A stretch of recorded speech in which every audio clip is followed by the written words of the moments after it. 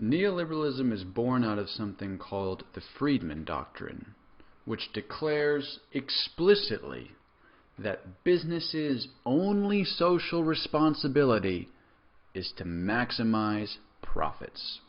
Businesses have no responsibility to consider their effect on pollution or keep their prices low to mitigate inflation or ensure that there's a basic decent quality of living for citizens in the societies in which they operate. None of that matters to businesses. Only profits, says Milton. Only profits.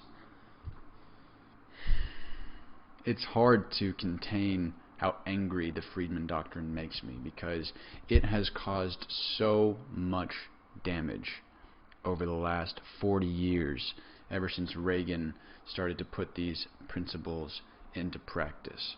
So let's take a look at the Friedman Doctrine, which, mind you, was an article published in the New York Times. He's a reputable economist who published this set of ideas in a reputable publication. And he argued with logic, what seems like logic but is pure sophistry. It is absolute distraction masked as intellectual insight. It's hard to contain my frustration about the Friedman Doctrine. But let's take a look at what Friedman says. In a free enterprise, private property system, a corporate executive is an employee of the owners of the business. He has a direct responsibility to his employers. That responsibility is to conduct the business in accordance with their desires, which generally will be to make as much money as possible while conforming to the basic rules of the society, both those embodied in law and those embodied in ethical custom.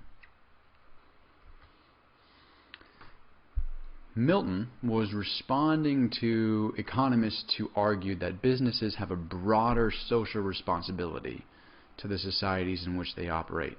And what he said is that no, they do not. The people working in businesses only have a responsibility to the people employing them.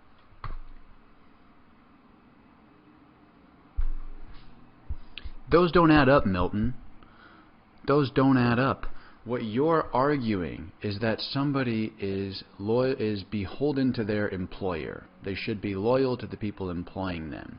The people that are paying their paycheck, they should do as they are instructed. Otherwise, they have free will and a free enterprise system to go work anywhere else in the world. That's what you're saying. Nobody once said that the employee should go against the broader wishes of their business. They should go behind the shareholders' back and invest money on their own personal accord. That's not what people are arguing, but that's what you're defending. Distractionary. Pure distractionary rhetoric. Because the one thing that matters, that easily proves that businesses have a social responsibility, is this question right here. What is a business?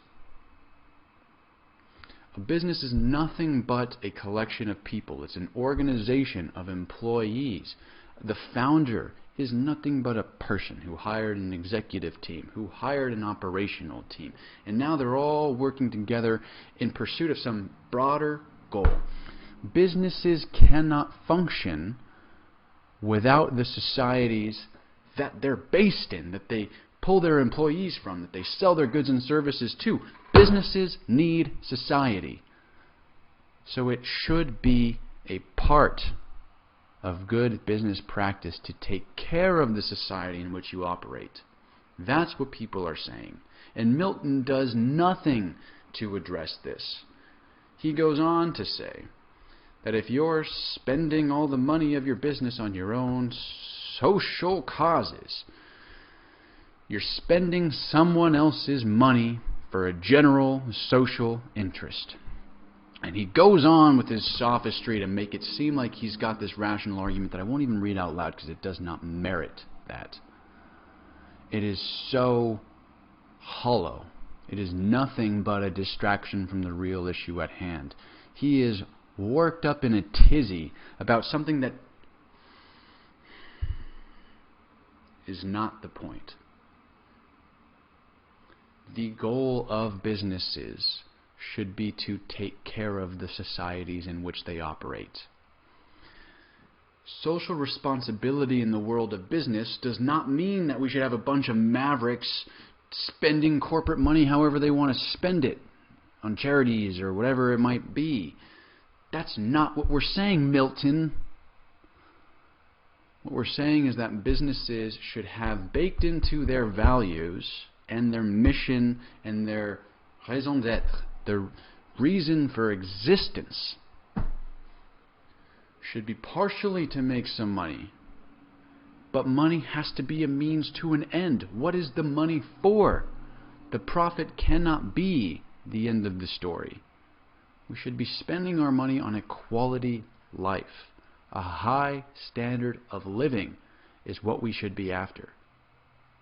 It does not matter what margins we're making or how much net worth is in the top 10 people of their country.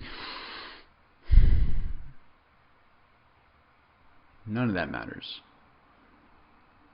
More than you and I having the peace of mind to know that we, our families, our friends, our neighbors don't have to worry about where they're going to eat, what they're going to eat, where they're going to sleep. There's so much more to profits, Milton. To suggest that a business's only social responsibility is to maximize profits is irresponsible. And if you think I'm putting words in Milton's mouth, the title of his article is not just a Friedman Doctrine.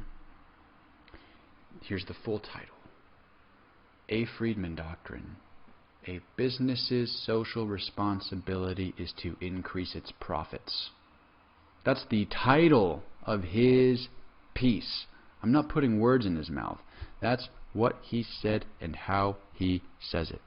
If we take a little look here from our source, that's important to see. A Friedman Doctrine, the social responsibility of business is to increase its profits. Have some creativity, Milton.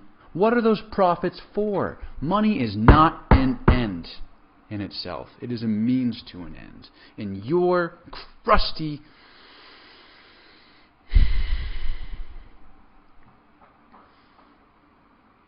You put us on a serious collision course with some disastrous things, Milton. The sole purpose of business is not to increase its profits.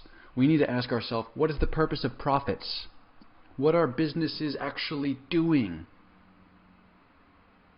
Money is an abstraction of value.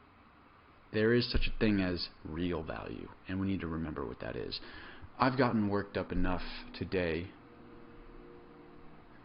Milton doesn't even deserve to live in my mind like this, so I'm going to go take a walk, Wealthy Nation, because that was a doozy. But the Friedman Doctrine, it's hard to read that and not,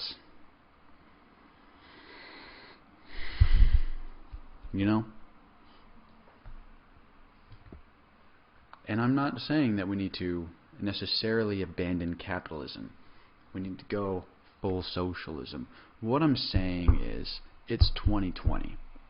We can't be relying on anybody's ancient ideas. Whether it's Milton, his ideas took hold in the 80s 40 years ago, but he was spouting this nonsense for a couple decades before that. Milton's ideas, half a century old, whether it's Adam Smith's ideas that are 250 years old, why are we listening to these ancient economists who had no foresight to the problems that we're facing today? That's the point of this message. We need 2020 solutions to 2020 problems. That's what we're after. So Friedman, you can take that doctrine and shove it up your